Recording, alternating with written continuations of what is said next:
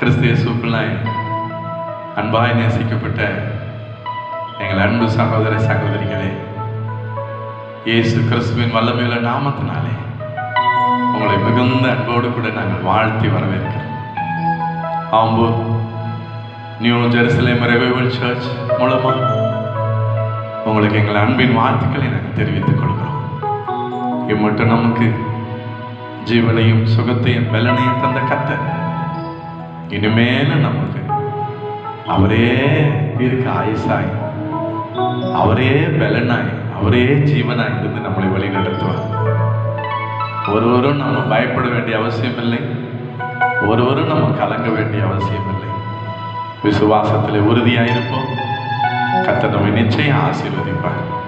ஆண்டவருடைய வார்த்தைக்காக நம் கண்களை மூடி ஜெபிக்கலாமா? தகப்பனே, இந்த நல்ல ஆசீர்வாதமான இந்த நல்ல நேரத்துக்காக நன்றி அப்பா.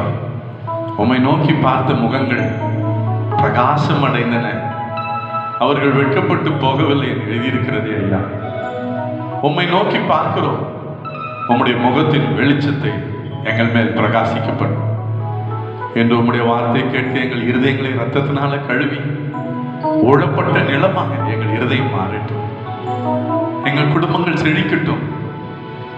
ஒவ்வொருடைய கண்ணீர் கழிப்பாக மாறட்டும்.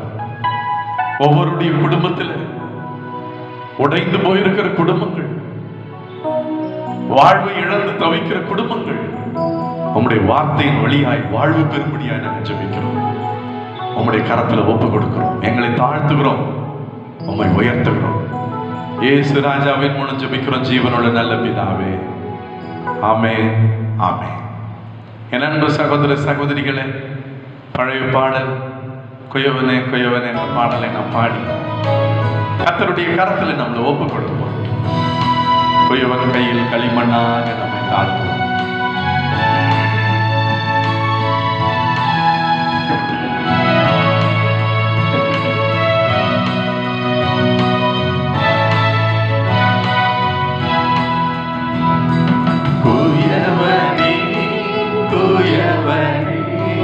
படைப்பின் காரணனே, களிமண்ணான என்னையுமே கண்ணோக்கி பார்த்திடுமே. களிமண்ணான என்னையுமே கண்ணோக்கி பார்த்திடுமே. வெறுமையான பாத்திரம் நான் வெறுத்து தள்ளாமலே நிரம்பி வழியும் பாத்திரமாய் விளங்க செய்யுமே.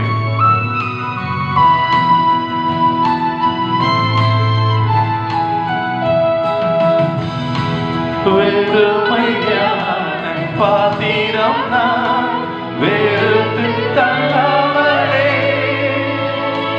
நிரம்பி வழியும் பாத்திரமா விளங்க செய்யுமே. வெறுமையான பாத்திரம் நான் வெறுத்து தள்ளாமலே நிரம்பி வழியும் பாத்திரமா விளங்க செய்யுமே. வேதத்தில் தானும் பாத்திரமெல்லாம் இயேசுவை போற்றிடுதே. என்னையும் அவித பாத்திரமா விளங்க செய்யுமே. வேதத்தில் காணும் பாத்திரமெல்லாம் இயேசுவை போற்றிடுதே. என்னையும் அவித பாத்திரமா வணைந்து கொள்ளுமே. விலை போகாத பாத்திரம் நான் விரும்புவார் இல்லையே, விலையில்லாவும் கிருபையால் முகந்ததாக்கிடுமே.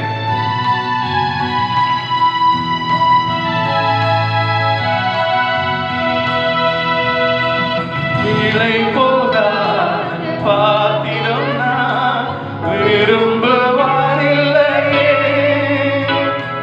விலையில்லா உன் கிருபையால் முகந்ததாக்கிடுமே. விலை போகாத பாத்திரம் நான்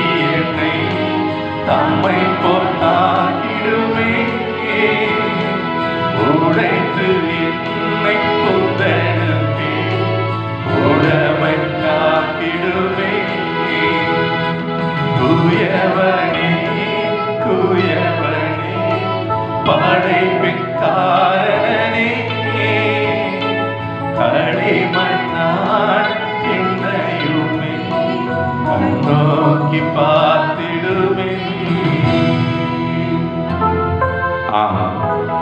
என் அன்பு சகோதர சகோதரிகளே, நாம் ஆராதிக்கிற நம்முடைய ஆண்டவர் நம்மை கண்ணோக்கி பார்க்கிறது. அவர் இந்த முழு உலகத்தை உண்டாக்கினவர். அவருடைய கரத்தின் கிரியைகளை நாம் இருக்கிறோம். அவர் நம்முடைய வாழ்க்கையை வணைகிற பரம குயவனாய் இருக்கிறார். நாம் அவருடைய கையிலே களிமண்ணாய் இருக்கிறோம். அவரே நம்முடைய தகப்பனாய் இருக்கிறார். நாம் எல்லாரும் அவருடைய பிள்ளைகளாய் இருக்கிறோம். அவரே நம்முடைய நல்ல மேய்ப்பனாய் இருக்கிறார். நாம் எல்லாரும் அவருடைய ஆடுகளாய் இருக்கிறோம். இப்படி அவரே மெய்யான திராட்சை செடி, நாம் எல்லாரும் கொடிகள். அவரே வரப்போகிற மணவாளன், அவருடைய வருகைக்கு ஆயத்தப்பட்டு கொண்டிருக்கிற மணவாட்டியாகிய திருச்சபை. இப்படி தேவனுக்கு நமக்கும் இருக்கிற உறவு வேதத்துல பல வகையில ஆண்டவர் நமக்கு விவரித்து காண்பித்திருக்கிறார். அதிலே ஒன்று, அதுதான் இன்று நாம் பாடின அந்த பாடல், குயவனே குயவனே படைப்பின் காரணனே என்று பாடினோமே.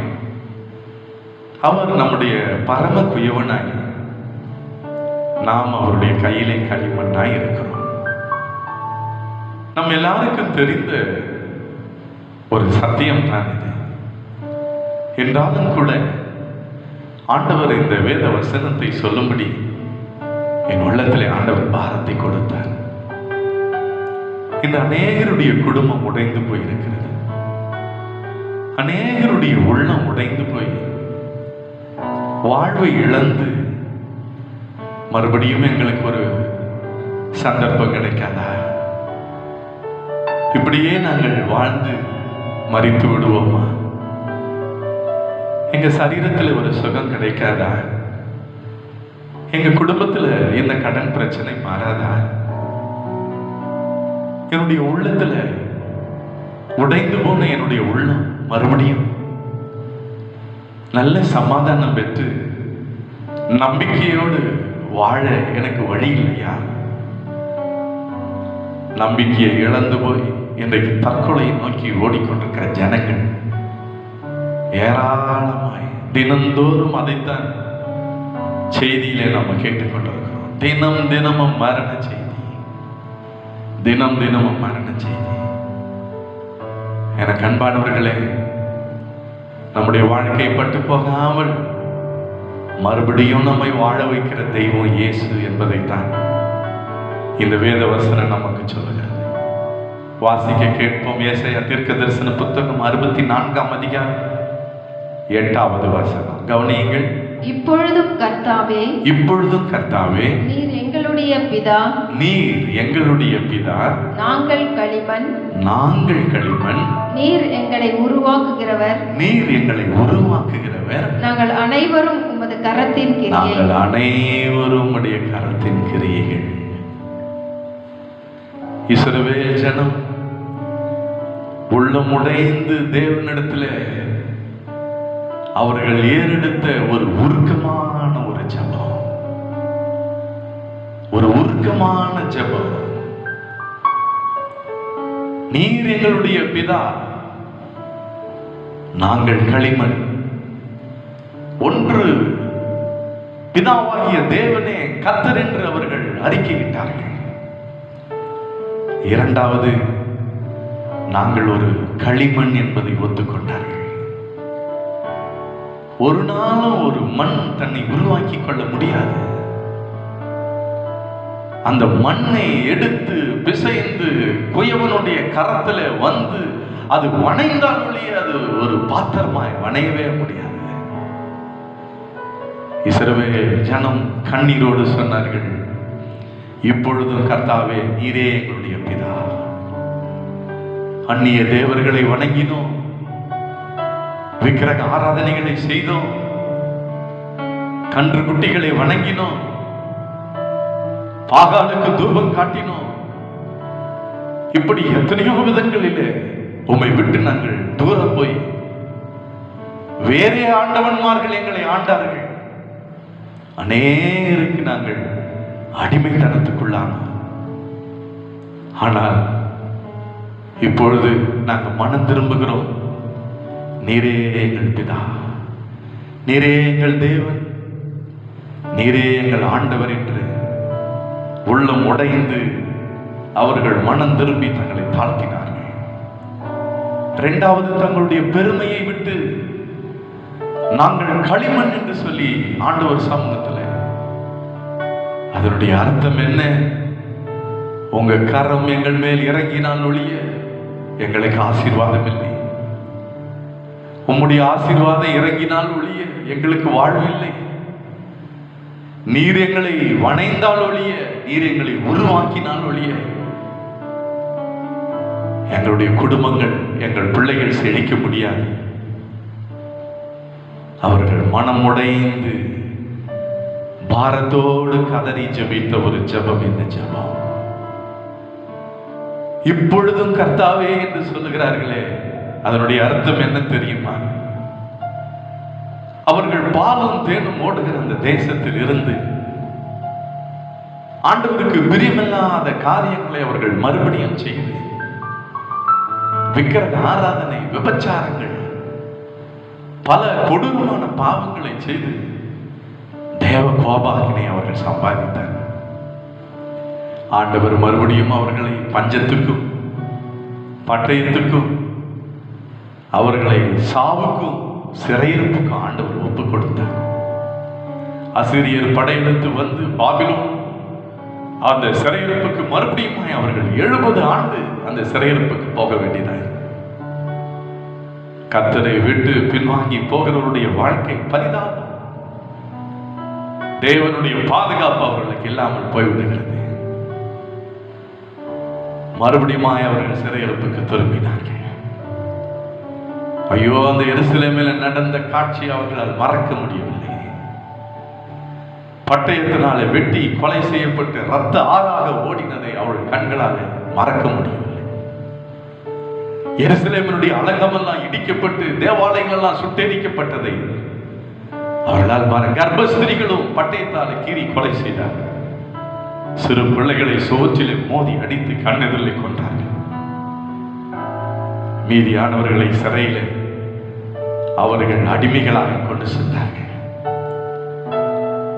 அதிலே போனவர்கள் தான் சாத்ராக், மேஷாக், ஆபேத்நேகோ, தானியேல், இப்படிப்பட்ட ஊழியக்கார தீர்க்கதரிசிகளும் சிறையிருப்பிலே போனார்கள். அப்படிப்பட்ட நிலைமையில இருந்துதான் இஸ்ரவேல் ஜனம் தவித்தார்கள். மறுபடியும் யார் நம்மை காப்பாற்றுவார்கள்? இன்னொரு இரட்சகன் மோசே வருவானா? மோசே வந்து எங்களை காப்பாற்றுவாரா? இன்னொரு இரட்சகர் யார் நமக்கு வருவார்? அன்புக்குரியவர்களே, வேதம் சொல்கிறது, சீயோனே, உன்னை நீயே விடுவித்துக் கொள். ஒரு முறை தான் இரட்சகர் எகிப்தினுடைய அடிமைத்தனத்தில் இருக்கும் போது தான் மோசேவை தேவன் தெரிந்தெடுத்து அனுப்பி அவர்களை விடுதலையாக்கி ரட்சித்தார். ஒரு முறைதான் ரட்சிப்பு, பாவ மன்னிப்பு. ரட்சிக்கப்பட்ட ஜனம் மறுபடியும் பாவம் செய்யும் போது இன்னொரு ரட்சகர் இந்த உலகத்துக்கு வரப்போவதில்லை. ஒரு முறை இயேசு ரட்சகராய் இந்த உலகத்துக்கு வந்தார்.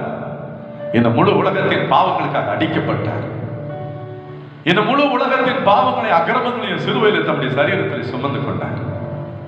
அவருடைய தழும்புகளாலே நாம் குணமாகும். மனம் திரும்பினவர்கள், ரட்சிக்கப்பட்டவர்கள், ஆண்டவருடைய பிள்ளைகள் மறுபடியும் பாவம் செய்யும் போது, மறுபடியும் விக்கிரக ஆராதனை செய்யும் போது, மறுபடியும் தேவனை விட்டு வழி விலகி போகும்போது, இன்னொரு முறை இயேசு ரட்சகராய் இந்த உலகத்துக்கு வந்து நம்மை காப்பாற்றப் போவதில்லை.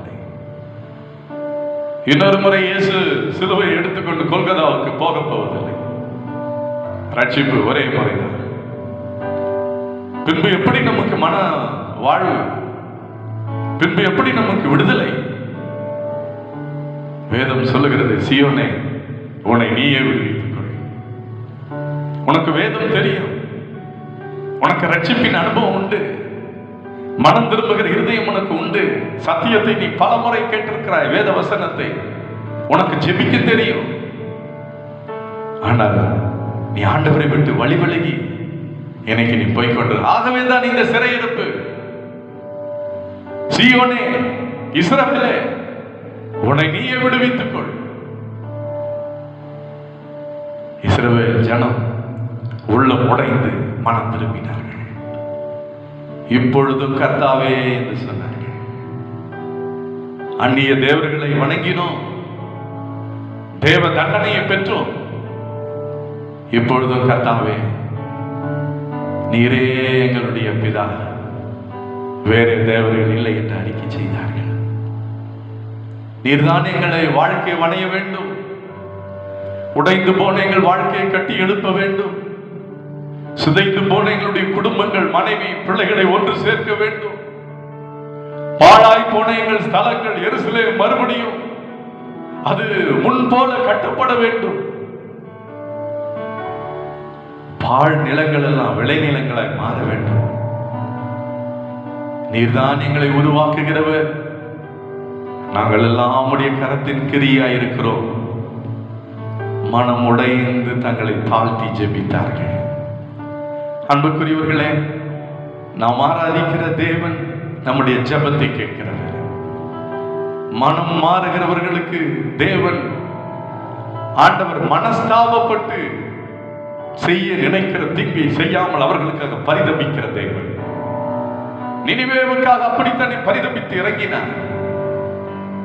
மிருக ஜீவன்களை எல்லாம் காப்பாற்றினார்.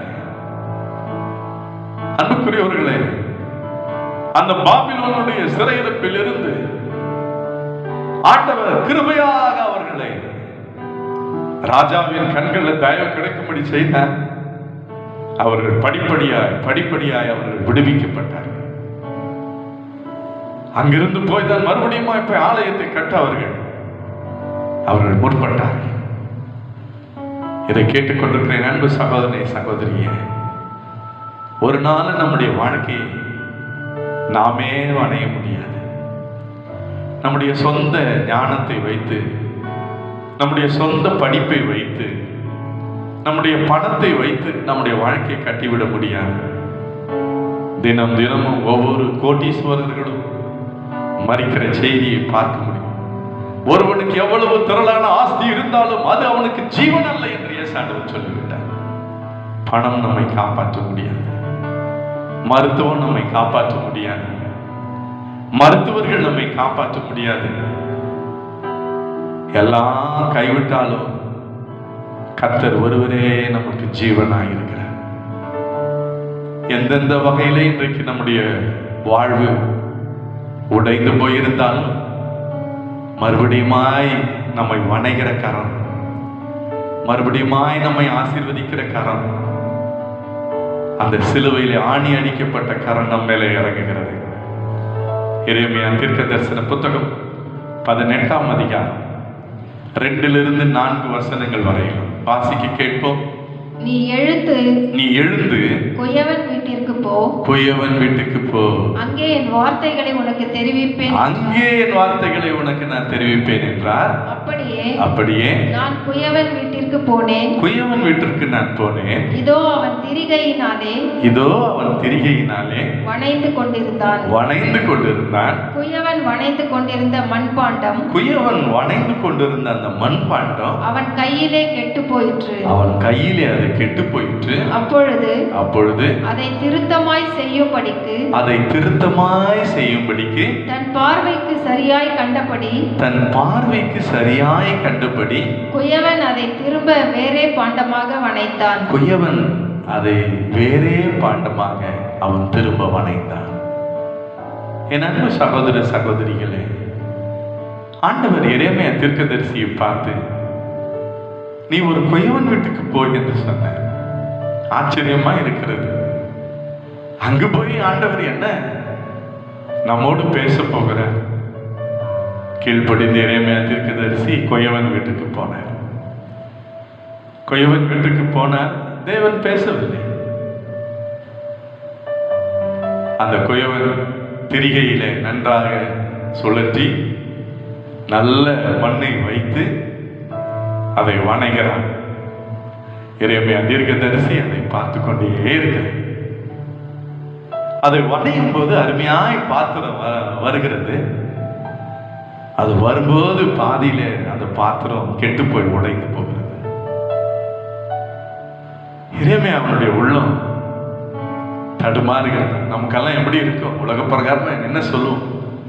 என்ன இது பாத்திரம் உடைஞ்சு போச்சே, ஏதோ கெட்டது நடக்குமா? என்ன நடக்கும்?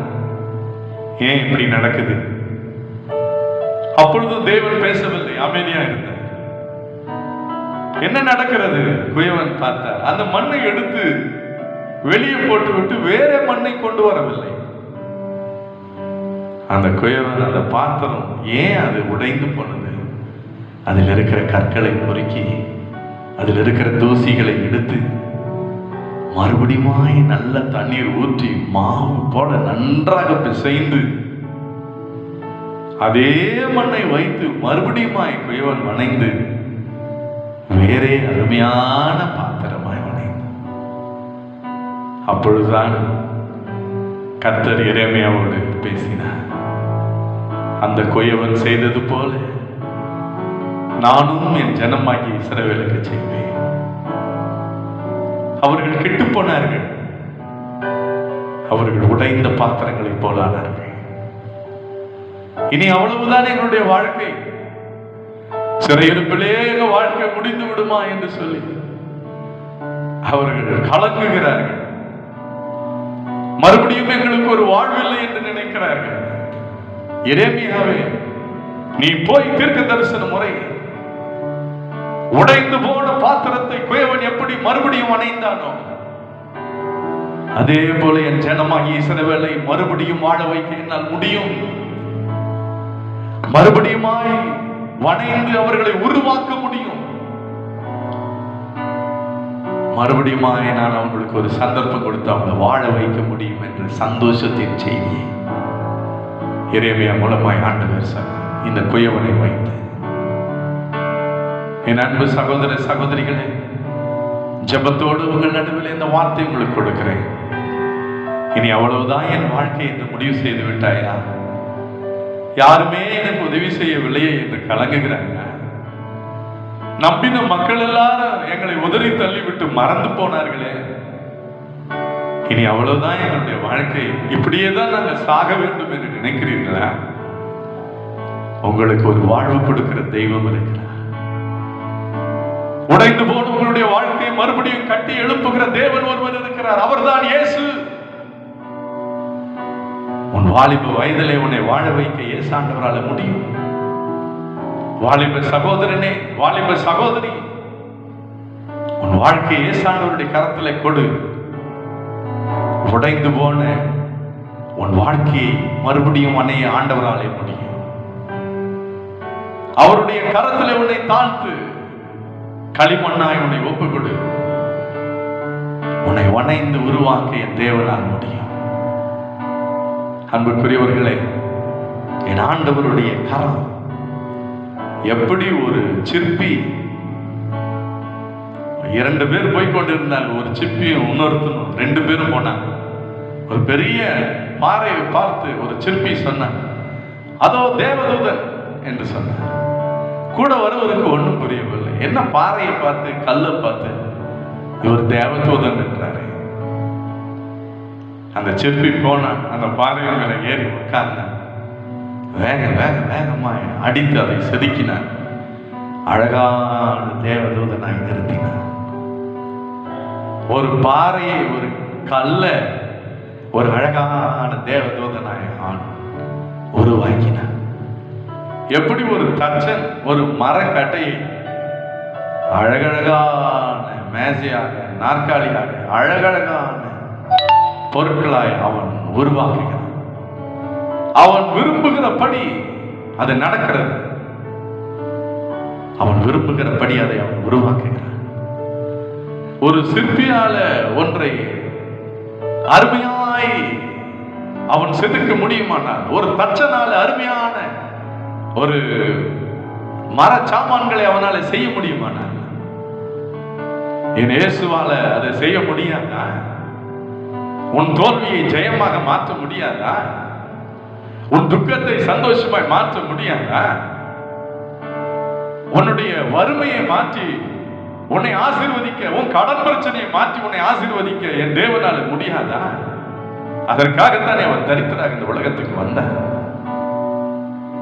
மரண இருளில் இருக்கிற நம்மை ஆண்டவர் விடுதலையாக்கி ஜீவனோடு வாழ வைக்க முடியாதா? தேவனாலே கூடாத காரியம் ஒன்றுமே இல்லை. இந்த இயேசுவை நீங்கள் விசுவாசித்து அவருடைய கரத்தில் உங்களை தாழ்த்துங்கள். மனம் திரும்பி இன்றைக்கு வாருங்கள். நீரே எங்கள் தேவன், நீரே எங்கள் தேவன், நீரே எங்கள் பிதா, இயேசுவே நீரே என் ஆண்டவர் என்று உங்கள் நாவினாலே நீங்கள் அறிக்கை செய்யுங்கள். அவருடைய நாமத்துக்கு முன்பாக உங்கள் முழக்கால்களை முடக்குங்கள். இந்த இயேசுவே கர்த்தர் என்று உங்கள் நாவினாலே அறிக்கையிடுங்கள். அப்பொழுது நீங்கள் ரட்சிக்கப்படுவீர்கள். அப்பொழுது நீங்கள் ரட்சிக்கப்படுவீர்கள். ஆண்டவர் உங்களுடைய வாழ்க்கை வணைந்து உருவாக்குவார். அருமையான வேதம் சொல்லுகிறது, தாவீது ராஜா சொன்னார் சங்கீதத்தில், நான் உடைந்த பாத்திரம் போலானேன் என்று சொன்னார். நான் உடைந்த பாத்திரம் போலானேன். என் வாழ்க்கை உடைந்தது. காரணம் என்ன? பாவம். பச்சைபால் இடத்துல செய்த பாவம் அவருடைய வாழ்க்கை உடைத்தது. சமாதானத்தை இழந்து அவர் துக்கத்தை அனுபவித்தார். உள்ளம் உடைந்து பாவங்களை அறிக்கையிட்டு நாத்தான் தீர்க்கதரிசி வந்து சொன்ன போது, கர்த்தருக்கு விரோதமாய் நான் பாவம் செய்தேன் என்று அழுது அறிக்கையிட்டு 51வது சங்கீதத்தை எழுதினார். 51வது சங்கீதம் 10ஆம் வசனம் 11வது வசனத்தை வாசிக்க கேட்போமா? தேவனே சுத்த இருதயத்தை என்னிலே சிருஷ்டியும். தேவனே சுத்த இருதயத்தை என்னிலே சிருஷ்டியும். நிலைவரமான ஆவியை என் உள்ளத்திலே புதுப்பியும். நிலைவரமான ஆவியை என் உள்ளத்திலே புதுப்பியும். உமது சமூகத்தை விட்டு என்னை தள்ளாமலும். உம்முடைய சமூகத்தை விட்டு என்னை தள்ளாமலும். உமது பரிசுத்த ஆவியை என்னிடத்திலிருந்து எடுத்துக்கொள்ளாமலும். உம்முடைய பரிசுத்த ஆவியை என்னிடத்திலிருந்து எடுத்துக்கொள்ளாமலும் வரும். கதறி ஜெபிக்கிறார், ஆண்டவரே உங்க சமூகம் எனக்கு வேண்டும். உங்க பரிசுத்த ஆவி எனக்கு திரும்ப வேண்டும். எனக்கு ஒரு சுத்த இருதயத்தை தாரும். எல்லாவற்றுக்கும் மேலாக இருதயம் தானே மகா திருக்குள்ளதும் கேடுள்ளதுமாய் இருக்கிறது. இந்த கேடுள்ள இருதயத்தை எடுத்து போட்டு பரிசுத்தமுள்ள இருதயத்தை தாரும் என்று ஜெபித்தார். அந்த ஜெபத்தை ஆண்டவர் உள்ளம் உடைந்து ஏறெடுத்த ஜெபத்தை ஆண்டவர் கேட்டார். பாவங்களை மன்னித்தார். நீ சாகாதபடி உன் பாவங்கள் மன்னிக்கப்பட்டது என்று ஆண்டவர் சொன்னார். அன்புக்குரியவர்களே, ஆகவேதான் தாவீது தேவனுடைய இருதயத்துக்கு ஏற்றவனாய் அவர் வாழ்ந்தார். காரணம், ஆண்டவர் கொடுத்த ஒரு சுத்த இருதயம். மனம் திரும்பின பிறகு அது தேவனுக்கு ஏற்ற இருதயமாய், ஆண்டவருடைய இருதயத்துக்கு ஏற்ற ஒரு வாழ்க்கை வாழுகிற ஒரு அருமையான பாத்திரமாய் கர்த்தர் தாவீதை வணைந்து விட்டார்.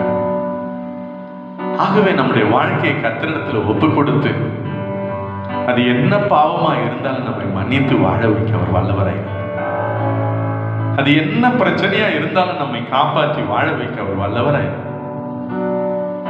அவர் நம்மளை வணைகிற அவருடைய கரம், உடைந்த வாழ்க்கையை மறுபடியும் கட்டி எழுப்புகிற ஒரு கரம். ரோமர் 9ஆம் அதிகாரம் எவ்வளவு ஒரு அருமையான வசனம் பாருங்க, நன்றாக கவனிங்க. ரோமர் 9ஆம் அதிகாரம் 21வது வசனம். மிதியிட்ட ஒரே களிமண்ணினாலே குயவன் ஒரு பாத்திரத்தை கனமான காரியத்துக்கும் ஒரு பாத்திரத்தை கனவீனமான காரியத்துக்கும் பண்ணுகிறதற்கு மண்ணின் மேல் அவனுக்கு அதிகாரம் இல்லையோ? குயவன் பாருங்கள், ஒரே மண் தான். எப்படி ஒரு தோட்டத்துல வளர்ற பூங்க, அந்த பூக்கள் சிலது திருமண வாழ்வுக்கு கல்யாண மாலையாகவும் போகிறது, அது சாவு மாலையாகவும் போகிறது என்று கவிஞர்கள் எழுதுகிறார்கள். இங்கே கர்த்தர் சொல்லுகிறார், இங்கே ஒரே மண் தான். குயவன் அதை கனத்துக்குரிய பாத்திரமாக வணைகிறான். சில பாத்திரங்களை கனவீனமான காரியத்துக்கும் அதை வணங்கினான். 23வது வசனம், தாம் மகிமைக்காக எத்தனமாக்கின கிருபா பாத்திரங்கள் மேல் தம்முடைய மகிமையின் ஐஸ்வர்யத்தை தெரியப்படுத்தவும் தம்முடைய மகிமையின் ஐஸ்வர்யத்தை அவர் தெரியப்படுத்துகிறார். கிருபா பாத்திரம். இந்த பாத்திரங்களை நீங்க எந்த கடைக்கு போனாலும் வாங்க முடியாது. இன்னைக்கு என்னென்ன ஷாப்பிங் இருக்கிறது, எந்த கடைக்கு போனாலும் இந்த கிருபா பாத்திரத்தை நீங்க வாங்க முடியாது.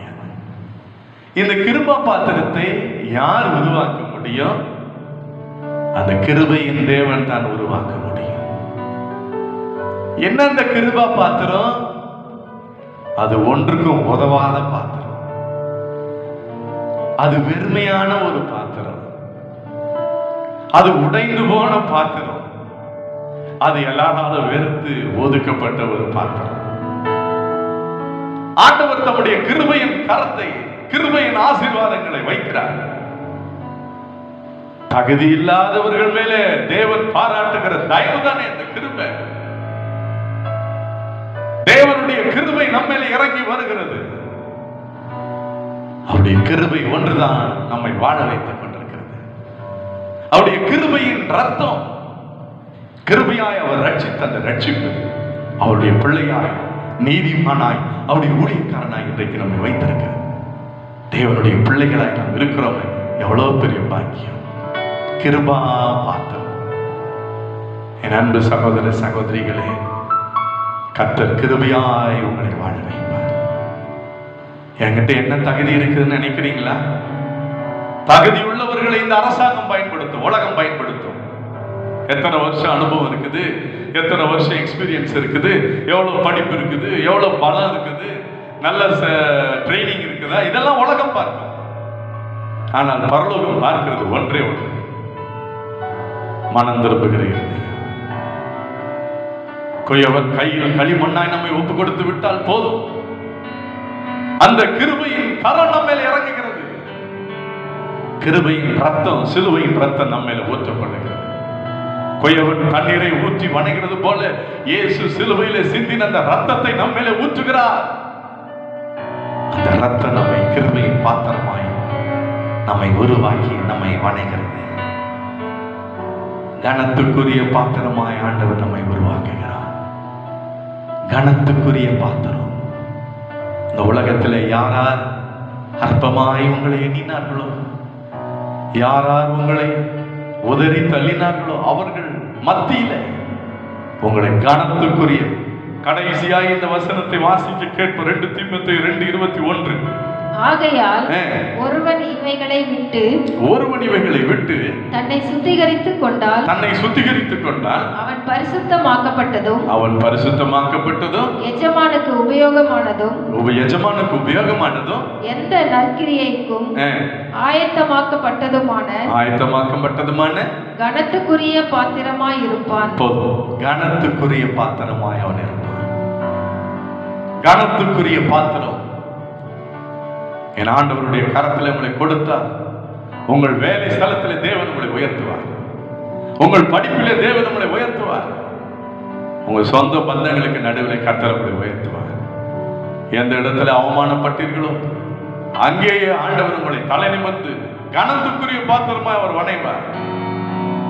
சாலமோனுக்கு சொன்னாரே, நீ கேளாத ஐஸ்வர்யத்தையும் கனத்தையும் நான் உனக்கு கொடுத்தேன். ஐஸ்வர்யம் மட்டுமல்ல, கனத்தையும் கற்றுக் கொடுத்து இன்னைக்கு நம்மளை வாழ வைக்க. அன்புக்குரியவர்களே, இந்த மண்ணான சரீரத்துல, அந்த மண் பாண்டத்துல தான் அந்த பொக்கிஷத்தை நாம் பெற்றிருக்கிறோம். 2 கொரிந்தியர் 4:7 பவுல் அப்போஸ்தலன் சொன்னார், மண் பாண்டத்திலே அந்த பொக்கிஷத்தை நாம் பெற்றிருக்கிறோம். கொலோசியர் 1:27 கிறிஸ்துவானவர் மகிமை நம்பிக்கையாய் நமக்குள் இருப்பது அந்த ரகசியம் என்று சொன்னார். இந்த மண்ணுக்குள் அந்த மகிமை ராஜா இருக்கிறார். அதுதான் விசேஷம். நம்ம தனிமையாய் அல்ல, நமக்குள் ஒரு விலையேற பெற்ற பொக்கிஷம் இருக்கிறது. ஆதாமின் சாயல் நம் மண்ணானவர்கள், ஆனால் கிறிஸ்துவின் சாயலில் அந்த மகிமையின் ஆவியானவர் நமக்குள் இருக்கிறார், நம்மேல் இருக்கிறார். இன்னைக்கு முழுவதுமாய் நம்ம ஒப்பு கொடுக்கும்போது பார்க்கிற இந்த உலகத்துக்கு எல்லாரையும் போல நீங்களும் நானும் ஒரு சாதாரண மண்பாண்டமாய் மனிதர்களாய்த்தான் தெரியும். ஒரு ராஜா 100 மண் பாத்திரங்களை வாங்கினாராம், பெரிய பெரிய மண் பானைகளை. ஒரு கொய்வன் இடத்துல போய் அந்த 100 பானையில ஒரு பானை நிறைய வைரத்தையும் வைடூரத்தையும் பொண்ணையும் பொக்கிஷங்களையும் வச்சு 100 பானைக்கு நடுவில் அதை வச்சுட்டான். எல்லா பானையும் மூடி வச்ச மாதிரி. எல்லாம் பார்க்கும்போது வெறும் மண் பானை என்று நினைத்தார்கள். ஆனால் அந்த ஒரு பானைக்குள்ள 99 மண் பானை காலியாக இருக்கிறது. ஒரு பானைக்குள் பொக்கிஷம் இருக்கிறது. அதுல பொண்ணும் வைரமும் வைடூரியமும் இருக்கிறது. ராஜாவின் பொக்கிஷம் இருக்கிறது. இந்த உலகத்துல பார்க்கும்போது எல்லாரும் நம்மளை சாதாரண மனிதர்களாகத்தான் பார்ப்பார்கள். ஆனால் பரலோக பொக்கிஷங்கள் நமக்குள் இருக்கிறது. உலகத்தையே உண்டாக்கிற தேவன் நமக்குள் பொக்கிஷமாய் இருக்கிறார். இஸ்ரவேலே, நீ பாக்கியவான், கர்த்தரால் ரட்சிக்கப்பட்ட ஜனமே, உனக்கு ஒப்பானவன் யார் என்று மோசே சொன்னார். இயேசுவை ஏற்றுக்கொண்ட ஜனங்கள் பாக்கியசாலிகள். இயேசுவை உள்ளத்தில் ஏற்றுக்கொண்ட ஜனம் பாக்கியம் உள்ள ஜனம். மறுபடியும் உன் வாழ்க்கையை இயேசு கட்டி எழுப்ப வல்லவர். எந்த சூழ்நிலையிலும் இயேசு உங்களை வாழ வைப்பார். உங்கள் விசுவாசத்தை நீங்கள் விட்டு விடாது. கர்த்தரிடத்தில் ஒப்புக் கொடுங்கள். ஒரே ஒரு ஜெபம் தான். நீர் எங்கள் பிதா, நாங்கள் களிமண். நீர் எங்களை உருவாக்கும், எங்களை வணையும். மறுபடியும் எங்களுக்கு ஒரு சந்தர்ப்பம் தான். உம்மை மகிமைப்படுத்துவோம், உம்மை கனப்படுத்துவோம். உமக்கு பிரயோஜனமுள்ள பாத்திரமாய் நாங்கள் வாழ்வோம். ஒப்புக் கொடுங்க. கர்த்தர் மறுபடியும் உங்களை ஆசீர்வதிப்பார். கண்களை மூடி நம்ம ஜெபிக்கலாமா? வானத்தையும் பூமியை படைத்த சர்வ வல்லவரே, எங்களோடு பேசிக் கொண்டிருக்கிற நம்முடைய வார்த்தைகளுக்காய் கோடாகோடி நன்றி. இஸ்ரவேல் ஜனம் உள்ள உடைந்து ஜெபித்தார்களே, அதே போல ஜெபிக்கிறோம் ராஜா. இப்பொழுதும் கர்த்தாவே, இவ்வளோ நாளா நாங்கள் எப்படியோ மனம் போல வாழ்ந்தோம். இன்று உணர்ந்து மனம் திரும்பி உங்க சமூகத்தில் பாதப்படியில் எங்களை தாழ்த்துகிறோம். என்னுடைய பாவங்கள், அக்கிரமங்கள், மீறுதல்களை உடைய ரத்தத்தினால குலைத்து போடும். ஒரு சுத்த இருதயத்தை எங்களுக்கு தாரும். நிலைவரமான ஆவியை எங்கள் உள்ளத்தில் புதுப்பியும். உங்களுடைய பரிசுத்த ஆவியானவர் எங்களை, ஆண்டவரை, இன்னும் அளவில்லாமல் எங்களை நிரப்பட்டும். உங்கள் சமூகம் எங்களோடு, நீர் எங்களோடு இருக்க வேண்டும். மறுபடியும் எங்களை வணையும், மறுபடியும் எங்களை உருவாக்கும், மறுபடியும் எங்களை ஆசீர்வதியும். கனத்துக்குரிய பாத்திரமா எங்களை வணையும். யார் யார் இந்த வார்த்தைகளை கேட்டுக் கொண்டிருக்கிறார்களோ அவர்கள் மேல் ஆண்டவரே சிலுவையிலே ஆணி அடிக்கப்பட்ட அந்த ரத்தம் தோய்ந்த கரம் இறங்குவதாக. வாழ்க்கை வணிகர பரம குயவருடைய கரம் இறங்குவதாக. ஒவ்வொருடைய முகங்களில் இருக்கிற கண்ணீரை தொடைங்க ராஜா. ஒவ்வொருவருடைய ஆண்டவரே மரண பயத்தில் இருக்கிறவர்களை விடுதலையாக்கும். நீர் மரணத்தை ஜெயித்தீர் அல்லவா? உடைந்து போன வாழ்க்கையை மறுபடியும் கட்டி எழுப்பும். வியாதியிலே நான் செத்து விடுவேனா என்று பயந்து கொண்டிருக்கிற மக்களை காப்பாற்றும். வறுமையிலே, கடனிலே தவிக்கிற மக்களை காப்பாற்றும். பிரிந்து போன குடும்பங்கள் இணையட்டும். பிள்ளைகளுடைய வாழ்வு ஆண்டவரை மலரட்டும். வாலிப வயதிலே தன் வாழ்க்கையை இழந்து தவிக்கிற ஒவ்வொரு பிள்ளைகளுக்கு கலங்கரை விளக்கமாய் வாழும். பரம குயவனுடைய கரம் ஒவ்வொருவரையும் தொட்டு ஆசீர்வதிக்கட்டும். மறுபடியும் அந்த குயவன் செய்தது போல நான் இஸ்ரவேலுக்கு செய்வேன் என்று சொன்னீரே, நீர் சொன்ன வார்த்தை அப்படியே நிறைவேறுவதாக. நிறைவேறுவதாக. நீர் சொன்னால் சொன்னதுதான். ஆண்டவரே, நீர் எங்களை மறுபடியும் ஆசீர்வதி. மறுபடியும் முன்பு போல எருசலேம் கட்டப்பட்டது போல எங்கள் ஒவ்வொரு குடும்பங்களும் கட்டப்படட்டும். மறுபடியும் சமாதானம் வரட்டும். மறுபடியும் செழிப்பு வரட்டும். மறுபடியும் ஆசீர்வாதங்கள் வரட்டும்.